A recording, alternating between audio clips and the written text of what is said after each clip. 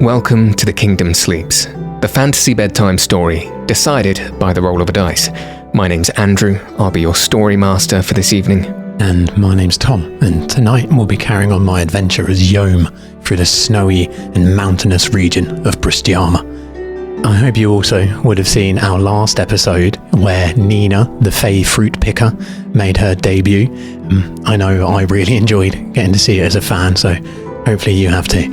Yes, I as well have enjoyed bringing in Nina into the cast of characters for the world of Sopros. If you yourself would like to hear a little bit more from Orla talking about her process and her experiences producing the episode for The Kingdom Sleeps, you can check that out on the Patreon, and also consider helping support the podcast to do bigger and better things. Link in the description. But before we crack on with tonight's story, Tom, Brustyama is known for its prevalence of the Blue Mamu specifically, and I was wondering if you might be able to tell us a little bit about Yohm's personal experience with the Blue Mamu so far in his life.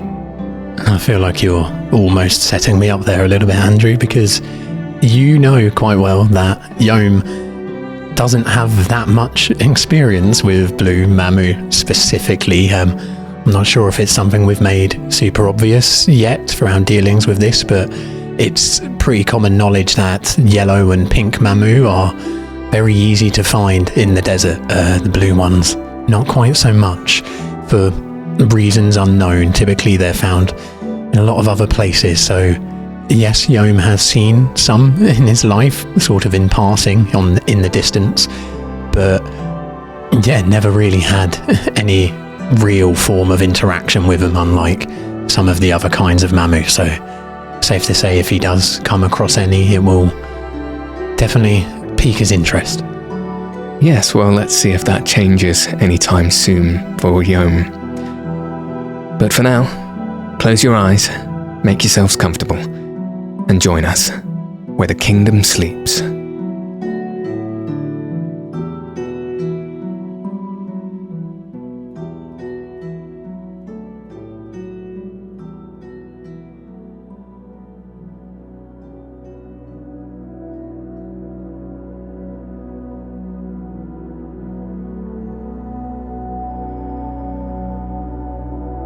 So, last we left Yohm, his journey with Tysoe towards the region of Brustyama was somewhat surprisingly interrupted by a blimp malfunction, which sent Yohm and the crew of the craft into a bit of a flurry in an attempt to quickly enact a safe landing. And thanks to Yohm's swift thinking and some collaboration with a very willing Tysoe, you were able to utilize that curious feature of Mamu in Tysoe's ability to dramatically change size and somewhat inexplicably float through the air to deliver the craft quite quickly but safely to the ground. Now, somewhere that would have been about an hour's journey by blimp towards the city of Munenberg. But now, with a broken aircraft and quite a flustered crew, is most likely going to be a much longer and potentially more tumultuous journey. And so Yohm was instructed by the ship's captain, Groob, to journey out to what he believed would be a small village. Perhaps an hour away from the landing site, west, through what is a very new, very alien landscape for Yohm. And now, he stands, enwrapped in his new, appropriate clothing, a huge, leathered and fur-lined cloak, large, leathered boots on his feet. Looking out across this comparatively bleak and stark landscape, but at the same time breathtaking for its incredible breadth and size.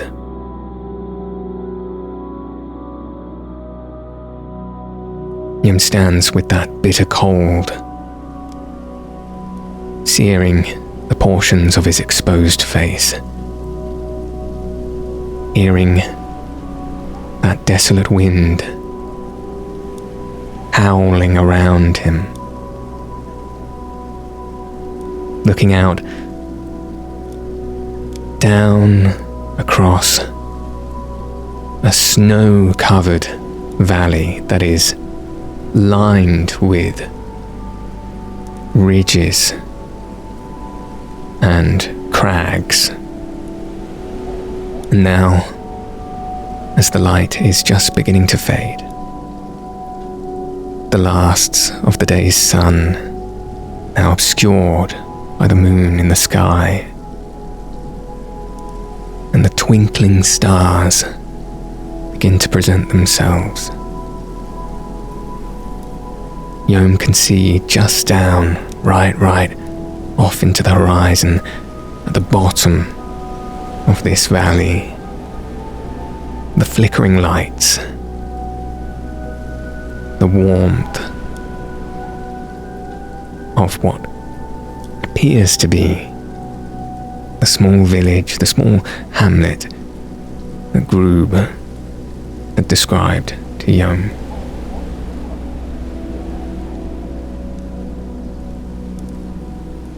As he stands, looking out at this scene, Tonto wrapped tightly at his chest.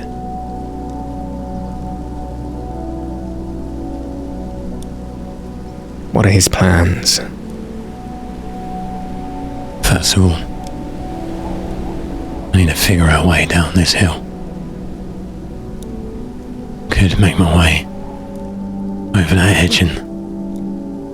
No, too sharp. If we go around that way, I might be able to meander down. I'm too heavy. Oh, this place. Every new path a problem. Like being a kid again. Being scared again. But just like then, there are people who are relying on you, Yohm. You need to get this done, one way or another. So, that's the way. As he uses his mind's eye to sort of trace myriad routes down this slope, almost mapping out a maze with a pencil, following one way and seeing something that looks a little too hazardous, and following another path and almost getting there and hitting a dead end of a cliff.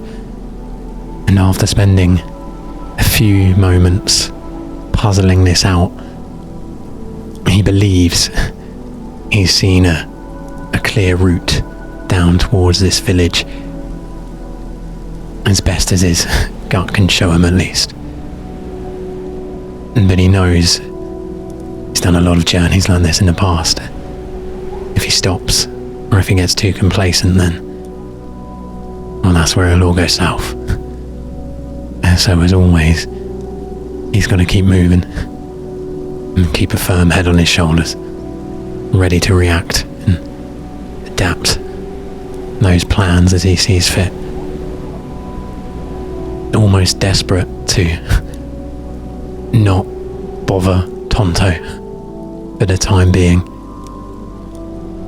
He's starting to almost worry, that he might be relying on him a little too much for his liking. So whilst he can, and whilst the little one rests, he's going to see if he can do this the old-fashioned way. The way that he was taught, with his wit and his wills, and a steady crunch forward.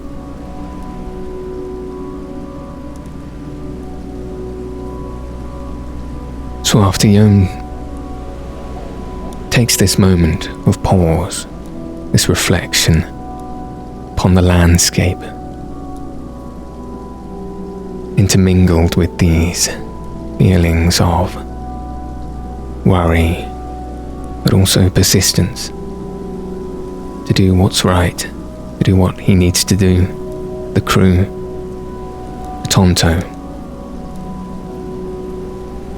He begins to take those first steps forward through the snowy and what now becomes harsh landscape,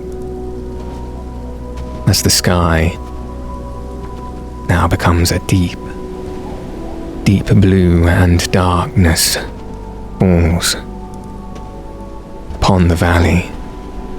The shadows that once cast themselves long across the white snow, fading and disappearing. The light with which Yohm has to navigate becoming very sparse, and his movements through the snow being quite laboured. This the first time that Yohm is really beginning to understand the texture, the weight, the movement of snow. This thing in the past he has heard described as white sand, he becomes to realise is very much not like sand. It is something else. It's denser. It comes with its own tricks. And it's certainly not something he's used to trudging through.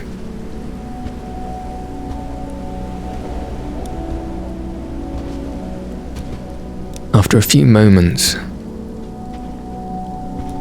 of walking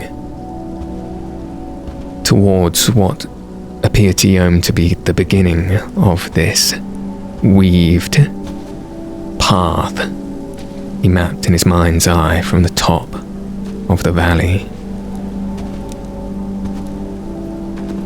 you hear a small whimper from your chest as Tonto shakes his head out from its nestled position, and his eyes look up towards you.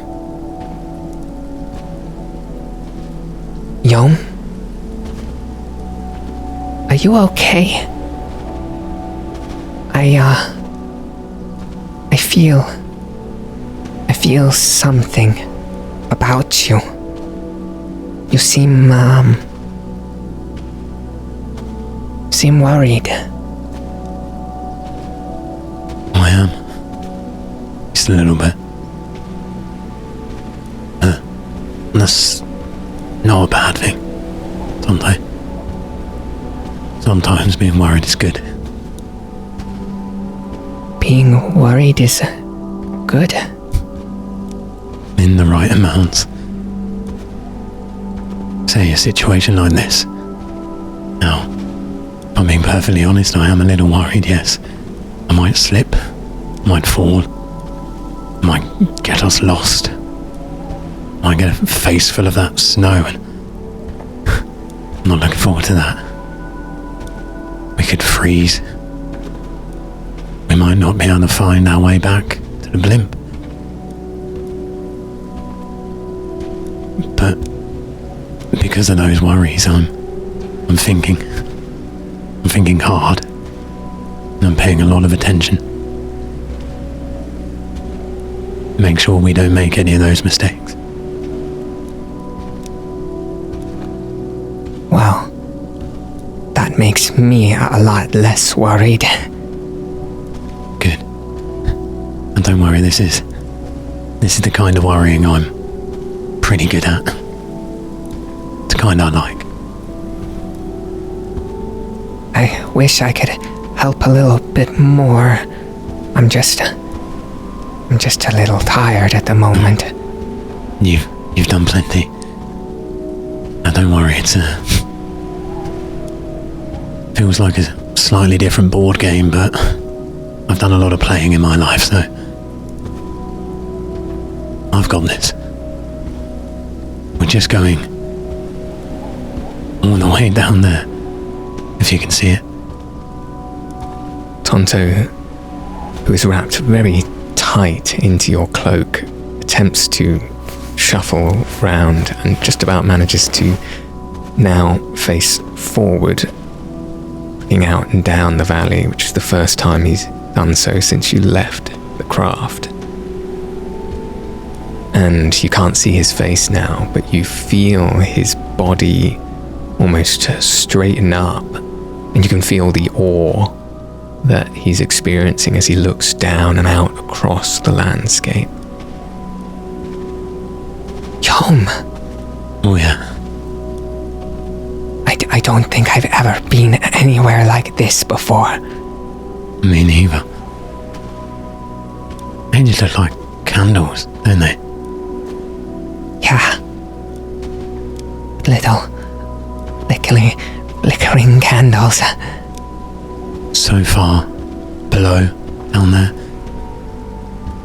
I thought when we were looking out over Suncoal. But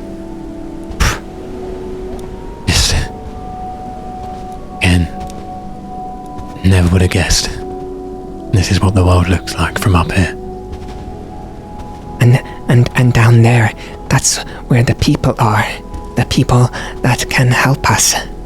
Yes, so Gru believes at least. Okay. How exciting. How long do you think it will be? Maybe a couple of hours. If we're moving at this pace. But who knows? Really. Okay. Would it be alright if I just rested a little while? I've never really felt like closing my eyes like you do before when you are tired, but right now I feel like closing my eyes. Go ahead. Rest well. And let me know if you dream. Okay? Well, I'm always dreaming, Yohm. You know that. One of my kind of dreams, at least. If I do, I'll let you know.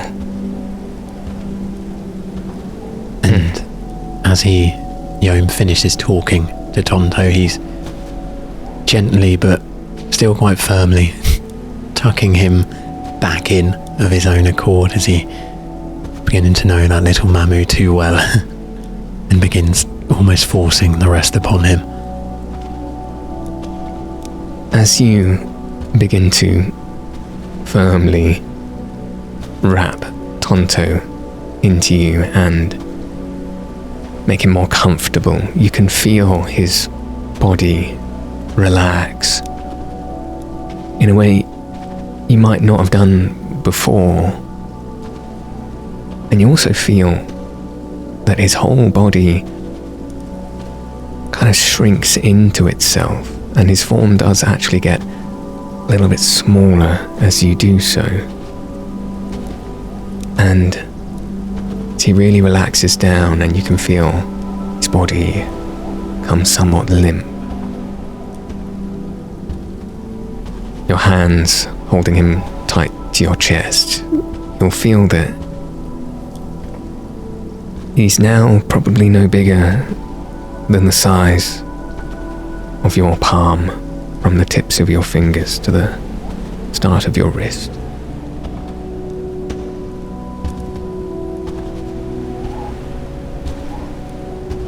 He takes a moment and just remembers that very first glimpse that Yohm got of Tonto before he had any idea what he may be.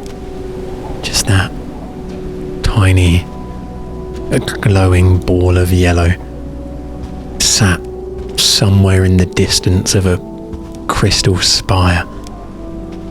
And how, even though that was such an abstract thought to come into Yohm's mind, this was very much the same.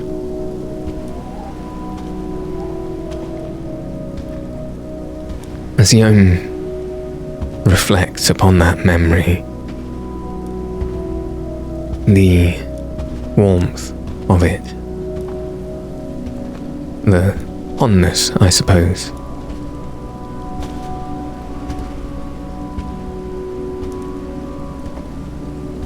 he suddenly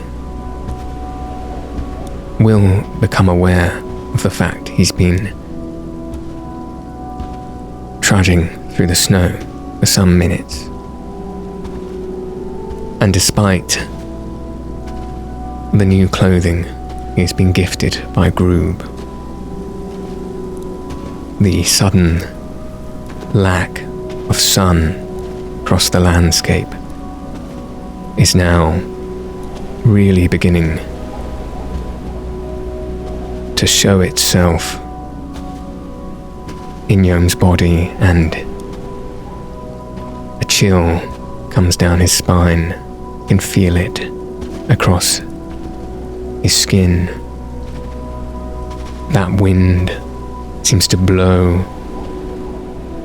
not heavily, but constantly across his body, to the point where now it even feels like it's permeating the clothes he's wearing. And Yohm will now begin to feel, possibly for the first time in his life, truly quite cold. I'll ask you to roll me a constitution check, please. Of course. It's going to be a 3. With a 3, as Yohm continues to trudge through the snow that comes quite deep now, perhaps raising to the cuff of his boot, he begins to feel a slight tremble in his core, not quite a shiver, something that unsettles the frame of his body, and he begins to feel tired from this cold, and he will suffer 1 level of exhaustion, giving him disadvantage on ability checks for the time being.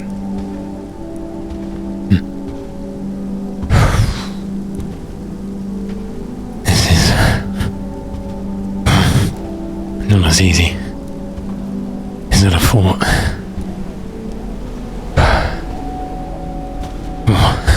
This cold thing. working so hard, but can't seem to shake it. Gotta keep going. Gotta keep going. As Yohm pushes forwards, he now begins to enter into the beginnings of this cragged path that he previously laid out for himself.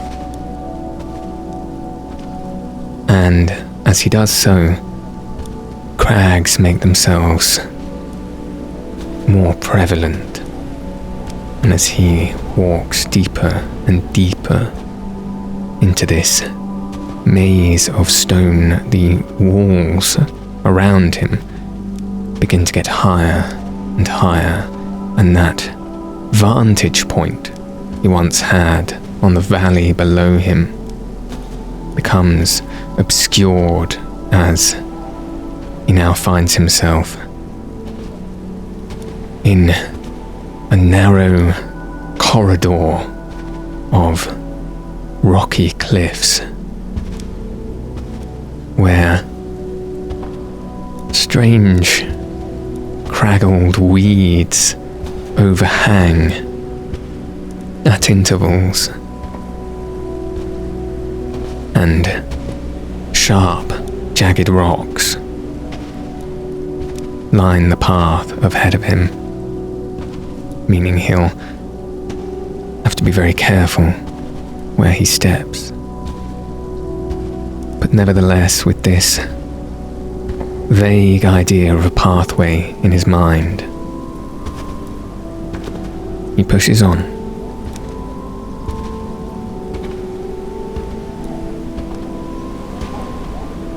Yohm's passive perception is 14, is that right?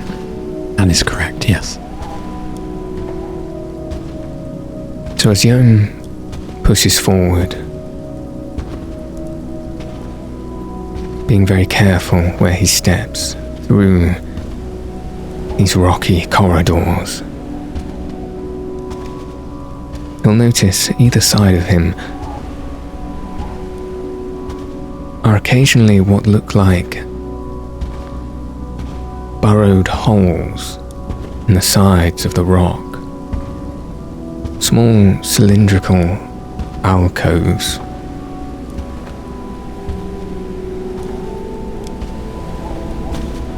And after a few minutes of walking,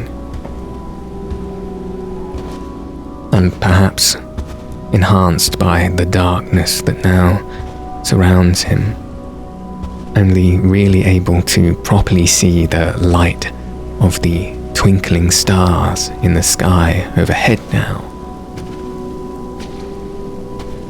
Within these small alcoves, just in the corner of his eye, you'll see wisps of a blue, glowing light just flicker from inside them. As he continues to walk, they always just lick the peripheral of his eye.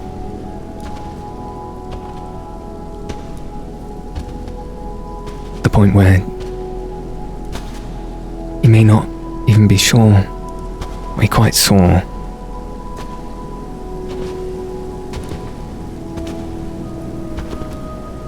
Under closer inspection, do these holes seem naturally formed, like a runoff of water perhaps, or where a root may have used to belong? Or does it look more burrowed, like forced in, either with a mechanical drill or just blunt force? Would Yohm like to step towards one of these holes and investigate further? Yes. Well, roll me an investigation.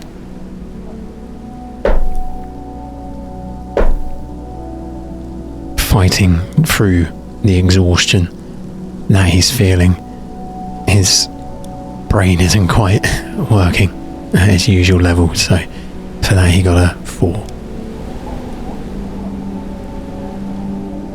Not only fighting through exhaustion, but the darkness that surrounds him, meaning the finer details that he might used to be always seeing in the almost perpetually lit desert, no longer being available to him. He has to rely on what little sight he has and touch alone, but to come closer to one of these holes and to look deeply into it, rubbing his fingers along the outside to feel perhaps where any sort of man-made device would have gone in. Yohm would feel that these were not made by man. There's a bubbliness to the texture of the rock that his intuition would say was naturally produced.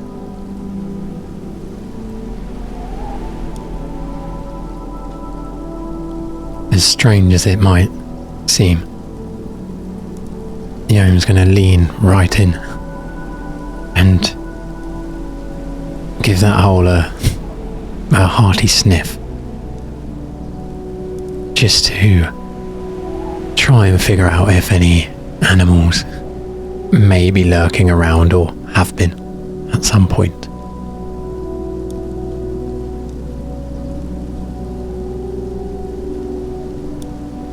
Give me an Arcana check, please.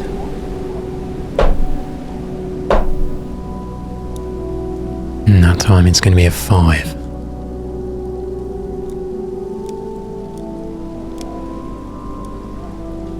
Sticking his head right into this small alcove, which only just about fits, and taking a deep inhale,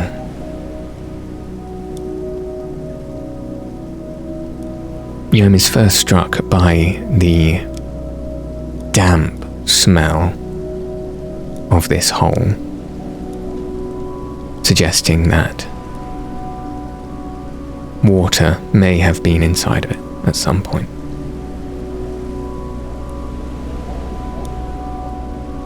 But also smells this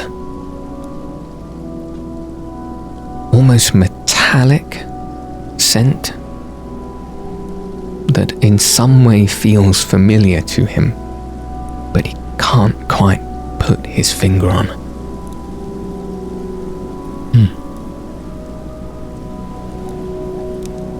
Well, as much as that flashing spot of blue might be drilling into his mind at the moment, he's going to do what he thinks is the right thing and try not to question it too much at the moment. He's got somewhere he needs to be, and he needs to be there increasingly quick, it would seem. So with one last sort of look over his shoulder, hopefully to catch a glimpse of whatever this light may have been, if nothing catches his eye, then he's just going to keep marching forward. As Yohm pulls his head out of the hole and spins on himself around his shoulder to look at the wall directly opposite him. And again, another alcove sits just in the center of the wall. Right there, in this hole, sits a small blue Mamu, glowing brightly blue, its eyes wide, resembling something that looks almost like a mixture between a crab and an orchid, with this somewhat flowering shell on its back and clawed appendages that appear to be hands of sorts just hanging over the side of the hole. Once again, these big, inspecting, almost interrogating eyes that look directly at you. Well, immediately I'll try to hold in the frightened jump that his natural reaction almost made him do, and will quickly steel himself, but gently back against the wall where he is trying to present himself as unthreatening as possible. And I imagine with equally wide eyes staring back at this blue little critter, and probably without realising to begin with as well, Yohm would begin to talk, not necessarily to the Blue Mamu, but just aloud around it. Oh, alright there, little one. You are quite strange and beautiful, aren't you? As he begins gently contorting himself around these rocks to try and get as good look at this Mamu as he can without getting too close. Now, my name's Yohm, and I really mean you no harm. I'm blue too, you see. And we share the same eyes. You live here? In these burrows? Did you make them? Or did you just find them, maybe? What is that on your back? It's just like the flowers I'd find back home. And he'll gently reach her hand out as close as he can before the creature reacts in any way. Just trying so gently to get the faintest sensation of touch. As you stretch that hand out as softly as you can, just to get right in the proximity of this Mamu to touch it, and it continues to stare at you with these open, interrogating, almost eyes. You get very, very close before it makes any movement, remaining rigid in its place. And as you are just a few inches away,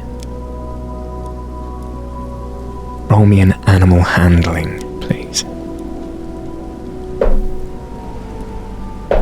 That does not need to be at disadvantage in this case. Okay, in this case then, that one will be an unnatural 20. Fantastic.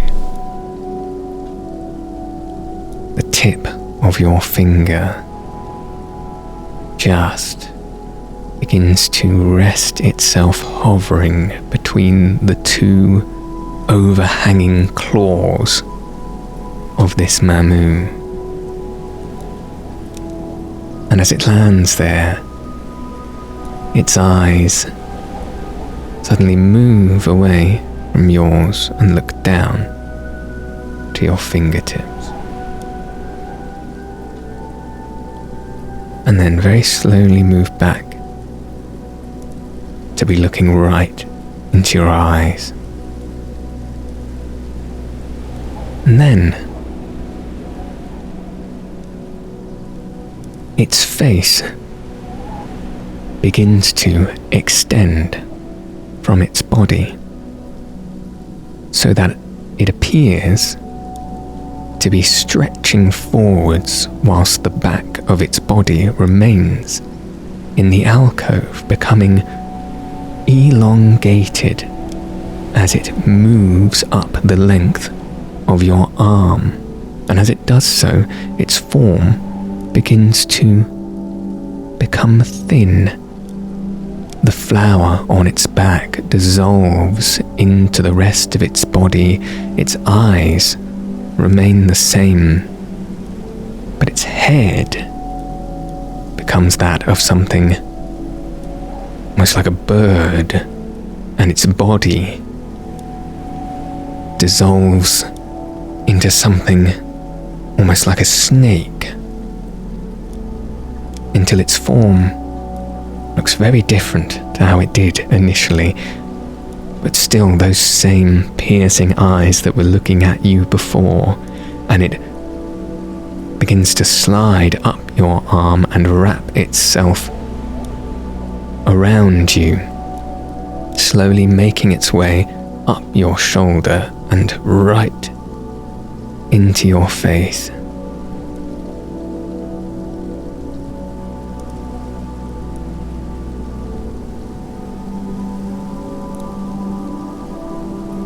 Roll me a dexterity saving throw, please.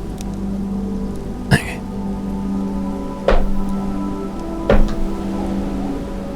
That one's going to be a 5.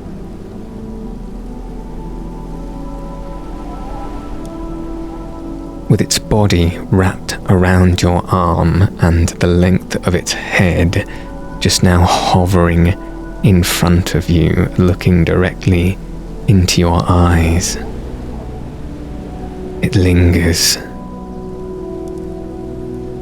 just for a moment before rapidly curling its whole body off and around you, leaping past your shoulder and becoming quite large, its thin body now expanding, and with great force pushes past you and very quickly into the wall behind you, which unfortunately knocks you off kilter and you fall to the ground into the jagged rocks below you. As I fall, obviously distracted by everything he's just seen, I'm hoping at the very least he still has the wherewithal to try and roll onto his shoulder or back and cushion his soft little friend from the blow. I think if that's something Yohm was conscious of doing as he falls, he successfully manages to do so, protecting Tonto from a crushing fall, but unfortunately landing onto his back directly, which will unfortunately cause 3 points of damage. But in the action of turning your body to protect Tonto, you get a fairly clear view of this Mamu as it lunges into the wall. And despite the darkness, you can evidently see its snakish form hit into a piece of wall that is hard, solid, and move straight through it, therein creating an alcove within it that was not there before, and disappearing directly into the hole. Oh. He just takes a moment to think to himself. Such force. Just coming from Mamu like that. What would that have done to me?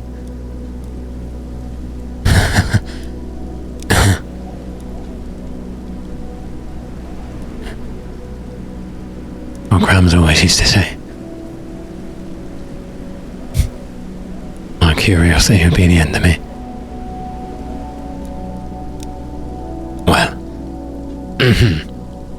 he grimaces as he gets himself back to his feet. Not today. He looks up the winding path that he's just come down a little more and traces once again with his eyes where he thinks that Mamu would have gone through the wall, and is imagining this spiraling network of tunnels and crevices just a few feet away beyond sight.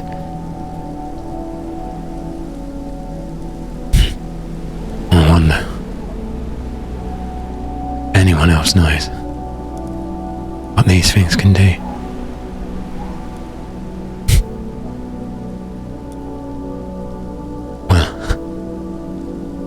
And he turns and looks up to the sky once more. Quickly pulls out his compass. Tries to make sure he's on the same bearings as before, using the stars, at least as he knows them, to try and point him in that westward, downhill direction once again. I'll ask you to roll survival in that attempt to reorient yourself.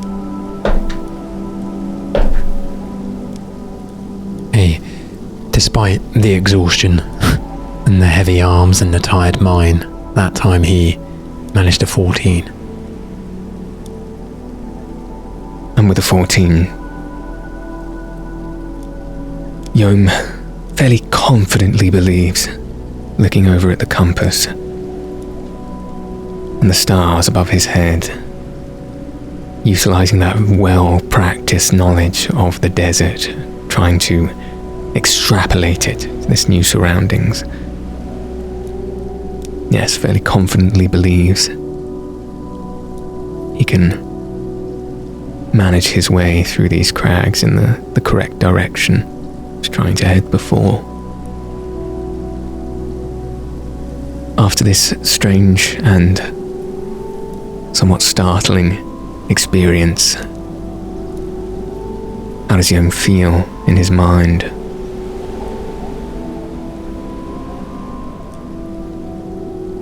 Titillated, almost. That small interaction has sent some wheels a spinning, which he's not really thought about before. If a Mamu was seamless as that one on the surface was capable of so much, what else could they be capable of? What have some of the other Mamu that he has been a little bit more exposed to? What secrets may have they been holding? And at the same time, he's becoming quite literally painfully aware the effect this environment is having on him, the effect this environment's had on the Mamu. And I suppose he's becoming more and more curious what kinds of people he's going to meet in a place like this. I think he's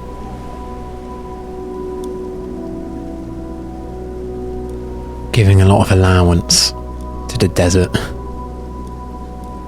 in shaping the kind of person he's become. And yeah, just really starting to pay attention to the links between people and their place, and how connected they all are, and seemingly so are the Mamu. And it's a lot to digest for a tired mind and a sore back.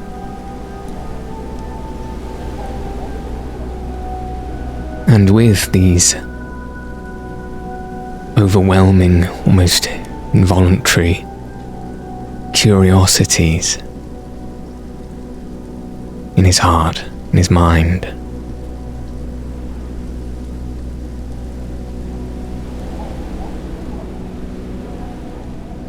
he continues to step forward, doing his best to make his way in the direction he had originally hoped to go.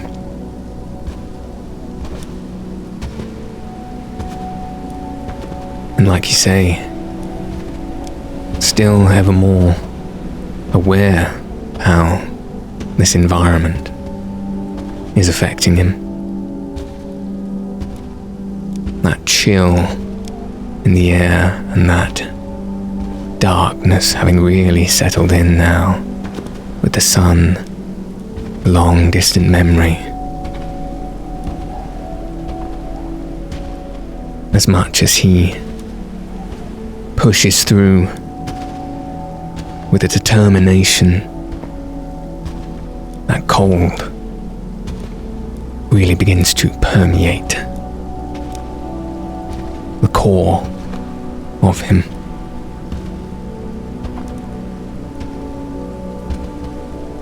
And I'll ask you to roll another constitution check for me.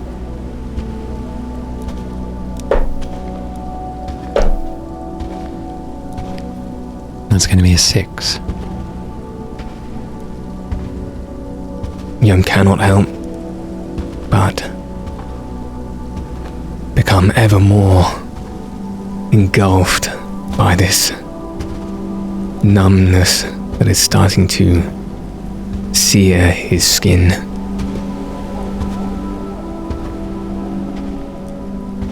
And he will take another level of exhaustion, meaning that his speed now is halved. And so he carries on with a much more laboured step than before, having to be ever more careful in this jagged terrain with his tired body and severe lack of vision.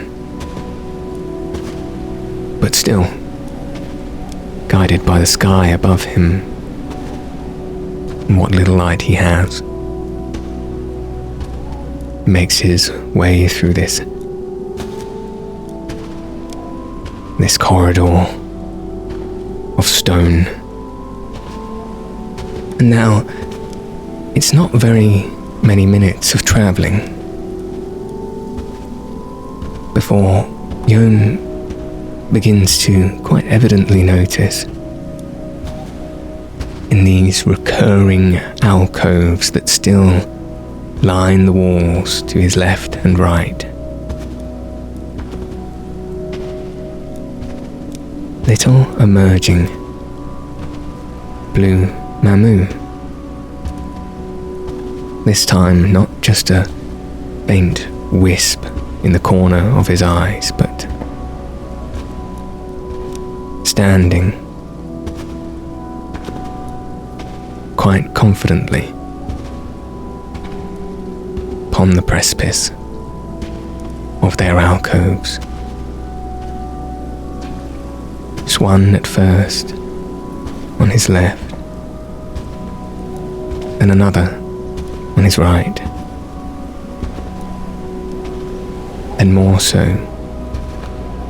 slowly emerging from the holes on either side, almost like staring into the night sky as more and more stars become visible to your eye, until, after a few moments, the walls either side of him are lined with gently glowing blue mamu, all of which stare at him intently as he moves.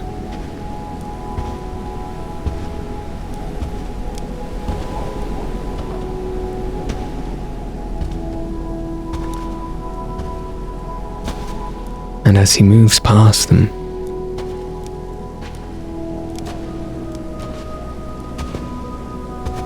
he may get a sense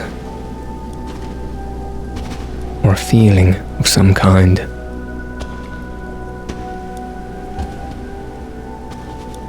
Somewhere between his head and his heart.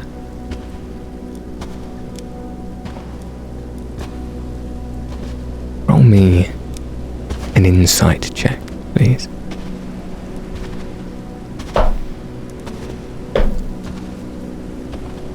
That's going to be a 5.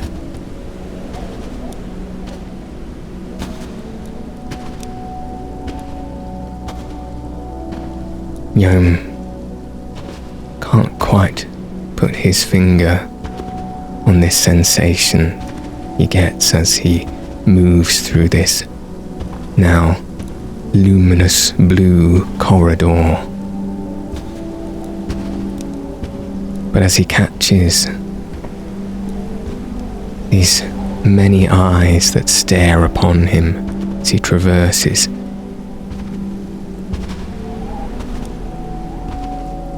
it is one of being surrounded by something more than just a curious presence. Presence with some kind of intent is not yet known. Okay now, Mamu. I might not look like much, but I've dealt with far worse than you. A lot bigger, too. And it's right about now. Yohm's kicking himself on the inside for not spending a little longer prepping before this walk, realising he doesn't have his trusty Brightstone staff on him that he usually would. A hint of panic, starts to bubble up inside him. He edges his way through this glowing corridor, being very mindful not to get too close to either side.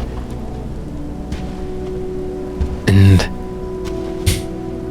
having that feeling of anticipation that he's not felt in quite a few years now, where that unseen sense of danger lurks. But he carries on moving, always wide and head very much on a swivel. And watch yourself. Every now and then sort of flaring his teeth, furrowing his brow, and just trying any of those instinctual warning signs that he can muster.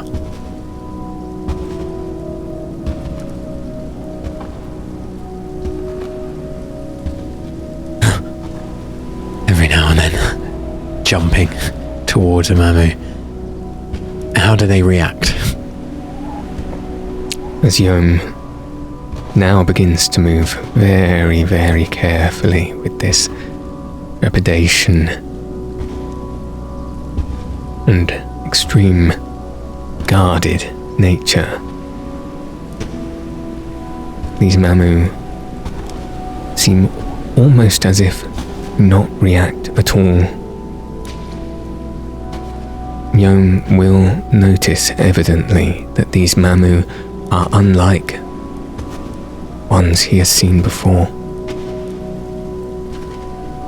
These usually free-natured, flowing, ever-moving Mamu that he has experience with in the desert surround him now almost like statues, like golems with fixed eyes. And as he just begins to take the next few careful, guarded steps forwards, roll a perception check for me.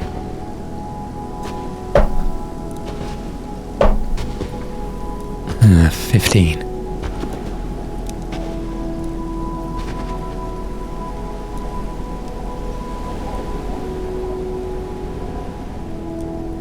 Yohm will just begin to see that bright blue glowing light that surrounds him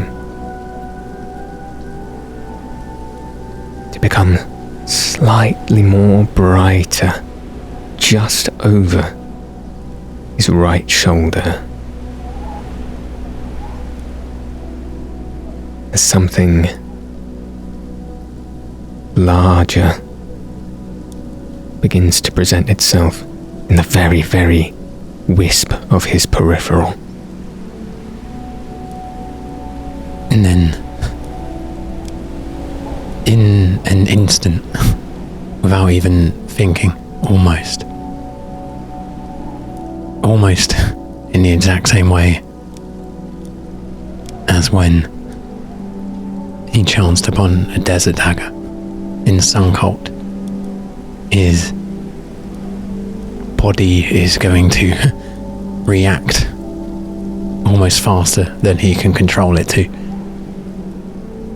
And if his gut is to be believed, he's going to try and dodge out of the way and deflect whatever this missile might be coming towards him.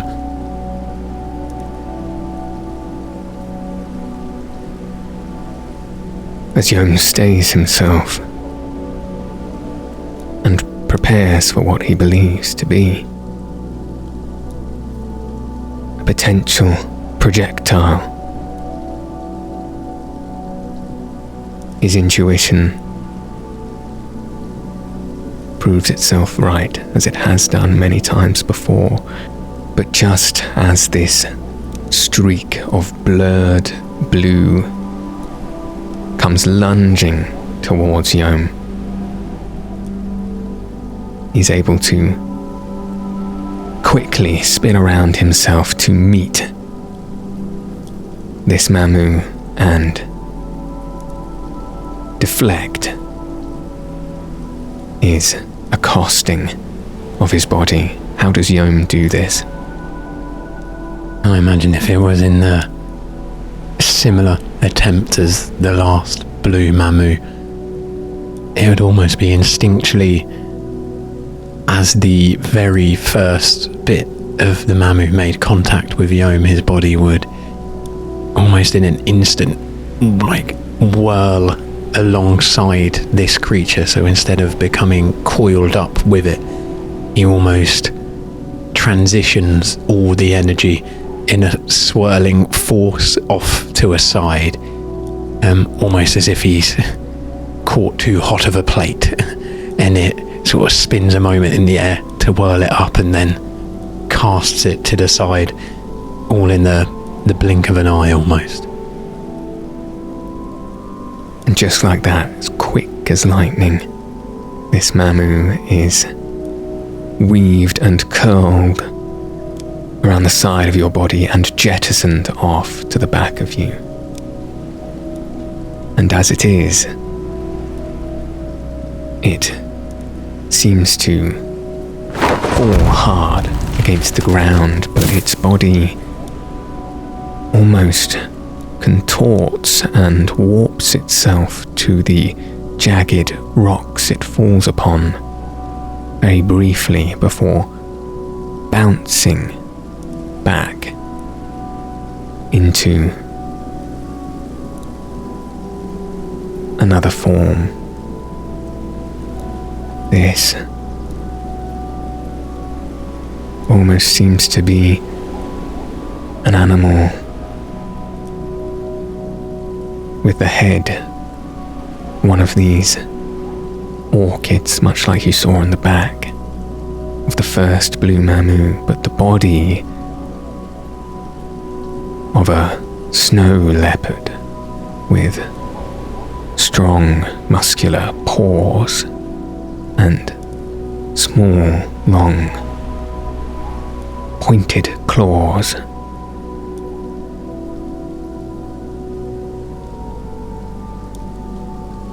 And as it stabilizes itself on the rocks next to you, you see two other Mamu jump from their alcoves on to the floor next to it and transfigure itself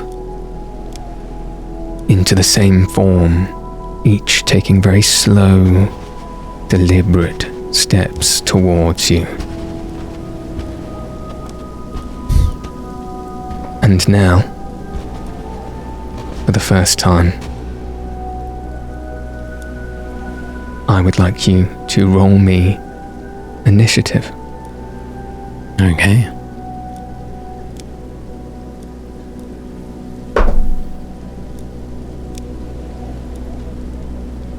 And that'll be a 22 for initiative. Fantastic. And so, as Yohm steels himself in front of the visage of these three slowly approaching feline-esque Mamu, it is his first move to make. Well, it's been a while since Yohm's been in a situation like this. And when it happens, time almost slows around you. And the adrenaline rises and your senses heighten, preparing for whatever danger is about to come.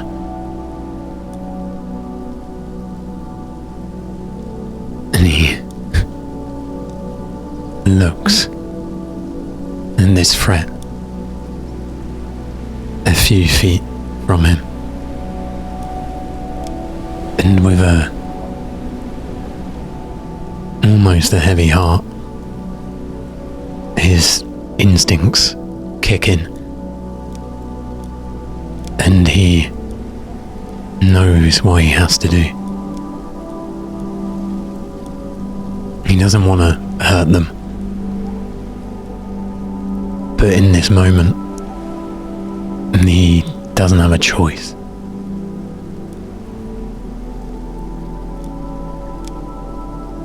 It's the language they want to speak right now. And so, we're going to try and speak it. So with a deep breath and a last gulp for courage, Yohm will just leap towards whichever one it was that he deflected off of himself a moment ago. he'll leap towards it with a fist held high and a beast-like roar coming from him at the same time as pure adrenal energy is expelled all at once as he will try and make an unarmed strike onto that Mamu.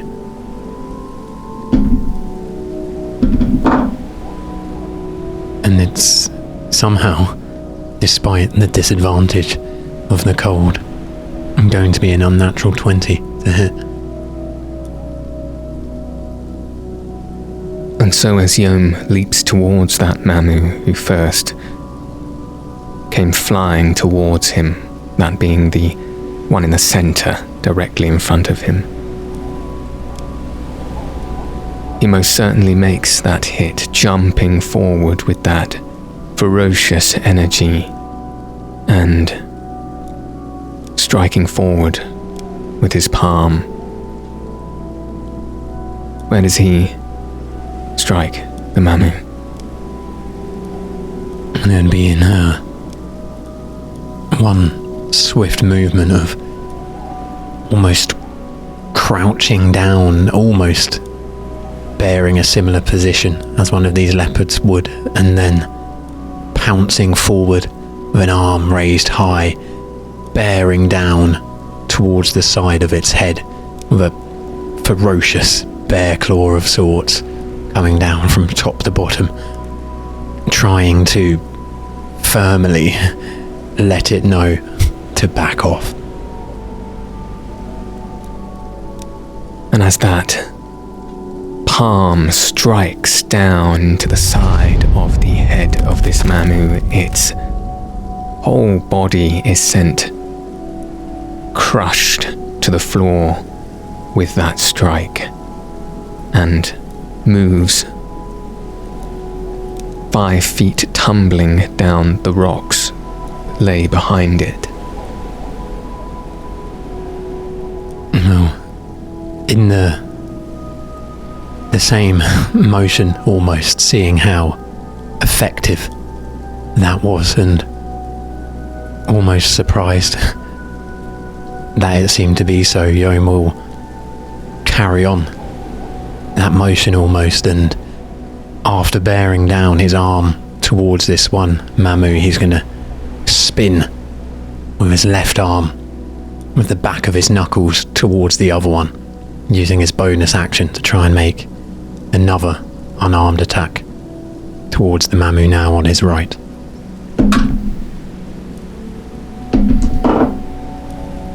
And despite his body hurting and the cold bearing down on him still, that will be a 16 to hit.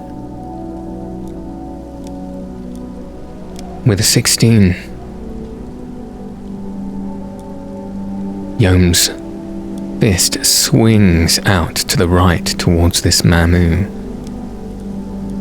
and lunges forth towards where its head would be had it not just in time leant forward, frontwards on its paws, like a tiger ready to pounce, evading the strike as Yohm's fist swoops through open, cold air. And then, as quick as he missed, he'll take as far a jump back as he can. Eyes forward still, arms at the ready, trying to make himself big and formidable as he can seem, whilst just maintaining 5 to 10 foot of distance from these Mamu. And if there's at all time in this heated moment to see, are their eyes still those of a normal Mamu, or have they darkened? Yohm taking a split second, try and interpret whether these Mamu have the same symptoms of those somewhat irregular, somewhat violent Mamu he's encountered in the past. must stare deeply, quickly and intelligently, despite the commotion and the darkness that surrounds him. But being experienced with these Mamu, you can see, just as he flickers his eyes across theirs, that despite these unusual behaviors, they do in fact still maintain the eyes of a regular Mamu, those hexagonal pupils that stare intently.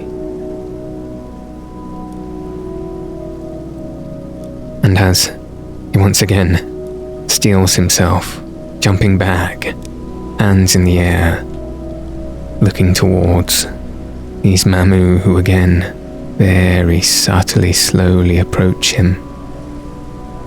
Still, with all of these smaller Mamu surrounding him in the alcoves, looking down upon this scene as if an audience to the whole affair.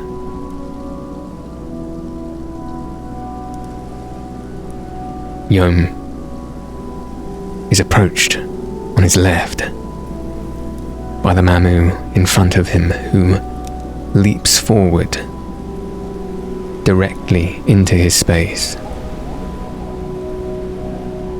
and, throwing its body and limbs towards his waist, will attempt to pin him to the ground. So I'll ask you to roll a strength against this Mamu.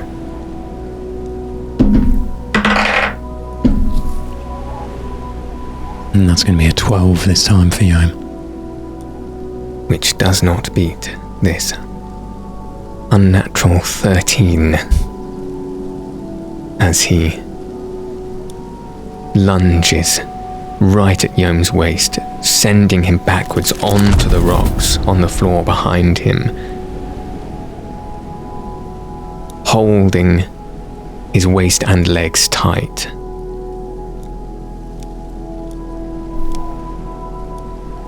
And once again, leering his head with that strange floral pattern over top it, and his eyes looking so deeply and directly into Yohm's.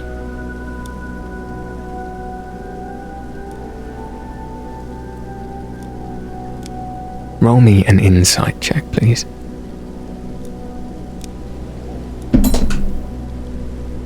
And that'll be a 3.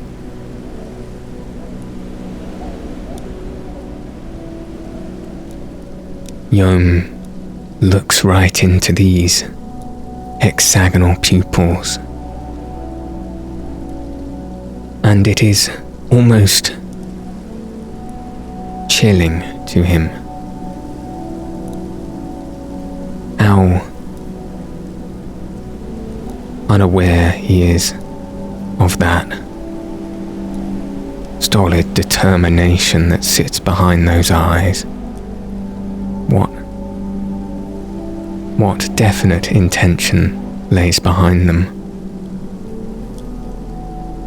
And yet, there definitely seems to be one,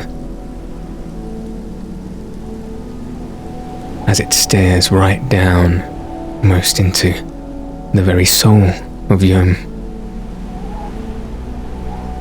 And in that moment of just almost deep, ephemeral connection in your eyes, the remaining 2 Mamu leap up behind him, piling on top of him, their bodies beginning to fuse into each other until they shimmer and change into This, once again, long, snake-like appearance that begins to enwrap itself around your legs.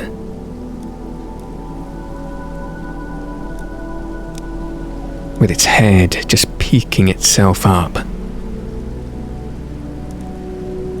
Right into your face. Its eyes once again staring so intently and directly towards you. Roll me a wisdom saving throw, please.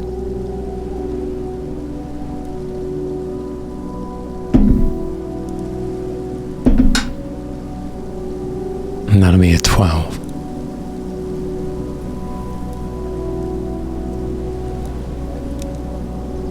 With a 12, you feel this strange pinching in your forehead as those piercing eyes stare down into you, and the glowing blue form of the Mamu that stares down begins to engulf the entirety of your vision. And the entire environment around you, the sight, sound, smell and feeling of it evaporate into a heat of blue, blinding light. And those two hexagonal eyes that stare deep down into you converge into one bright blue staring eye. And you now find yourself in a strange, placeless, timeless arena without dimension, simply this blue eye staring towards you with that same intention that the Mamu had. All the feeling of the snow, the wind at your face, cold in your core, just now evaporates. It is simply yourself and this entity looking towards you. It says to you, without words,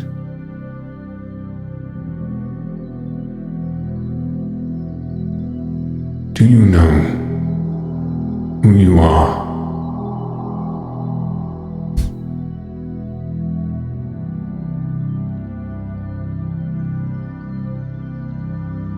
I know who I want to be. Who do you want to be? The one that changes this.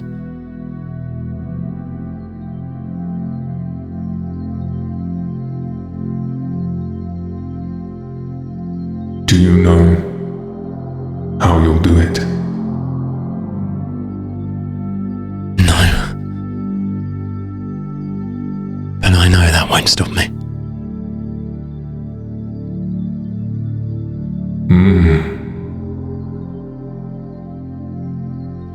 And at those words, the first time that eye with penetrating intent, whilst it still stares directly at you, flickers with a sense of intrigue and pondering, as if slightly subdued for a second before its energy returns, piercing directly at you.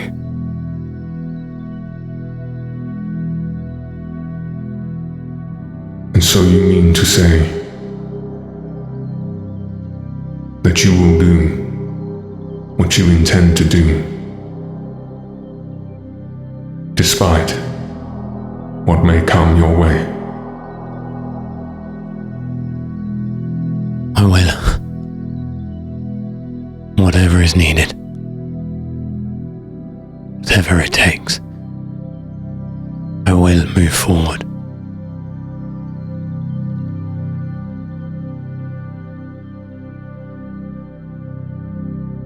Will you be unkind to do it? Will you be dishonest to do it?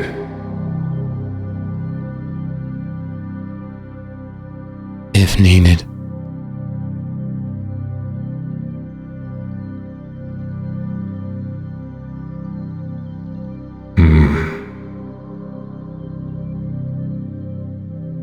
I know only what I believe to be right and good. And so I'll do my best to make that so.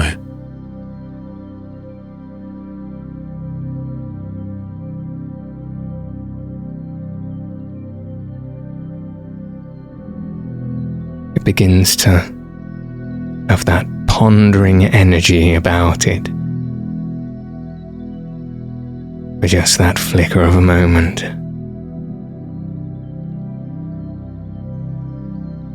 Before it resolutely looks to you once more and says,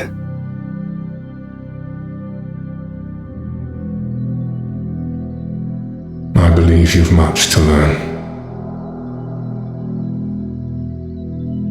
I need someone, Yohm, to know my name.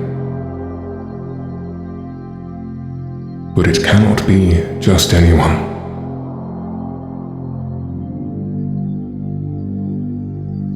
I need you to come and find me. And if when you have, you know what I need you to know, I will tell it to you. My name.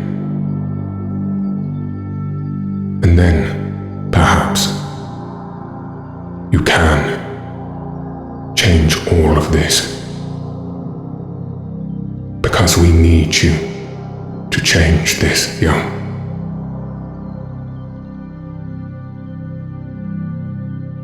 But first, learn.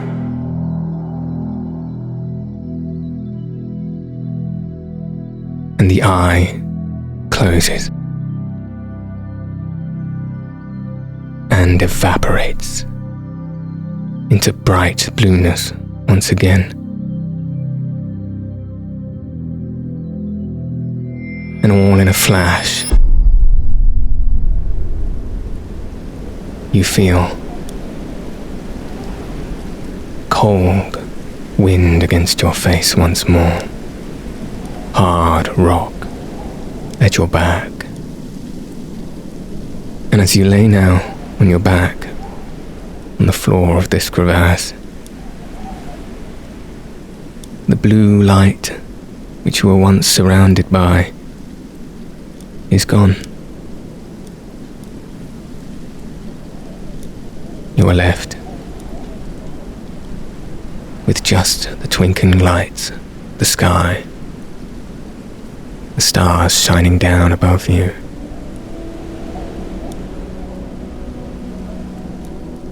What goes through Yohm's mind in this moment? Immediately, before thinking about much else, he'll pat himself down and check, and that small familiar lump is still nestled in his chest. And when he feels that reassuring bump, his arms will drop to his sides and look up.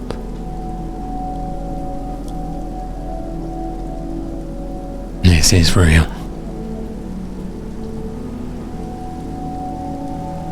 And that was the perceiver.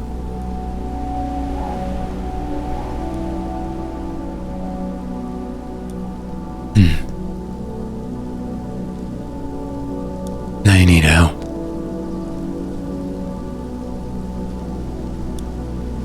With something.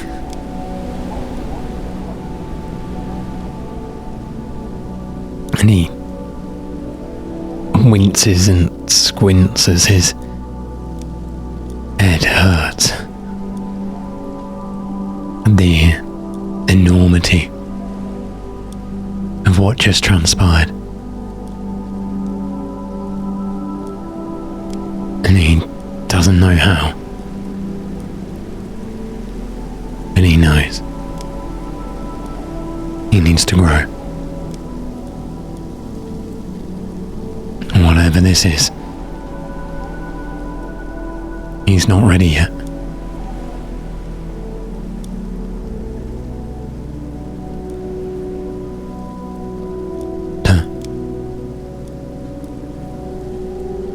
A pain in his back. That feels kind of good now.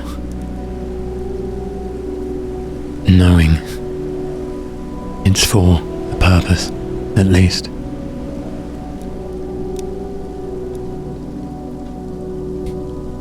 As these thoughts spiral around Yohm's mind, Tonto's little head begins to shake, poke itself just out enough to see his eyes from inside of your cloak. And with a tired voice, as Is everything okay, Yohm? I felt you have those feelings again. Not worried this time, but something else.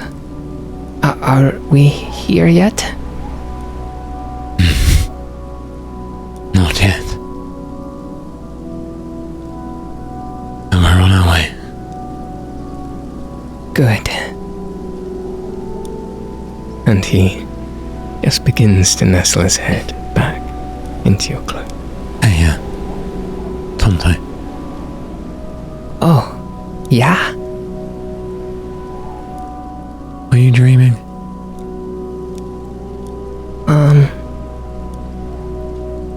I'm not sure.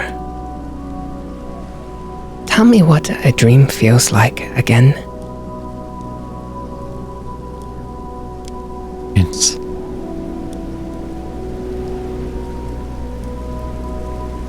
where something really strange happens in your mind.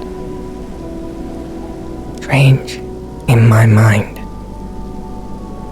I was just resting here in your cloak, and I saw a big blue eye, and that's it. Dinner. And he just chuckles to himself. Why are you laughing? Did I have a dream?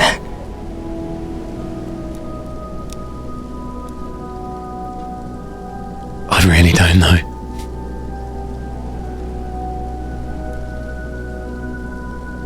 Let me know when we get to the village. Oh yeah, I'll feel better soon, I'm sure of it. you will. And I'll have lots to tell you. As he sits up with a wince and a grimace. Oh, clicks his shoulder into place a little bit. Yeah, we'll be there soon. He shakes off a bit of ice, dusts himself down, looks up to that sky once more, and spins downhill, compass in hand, trudging slowly through the snow.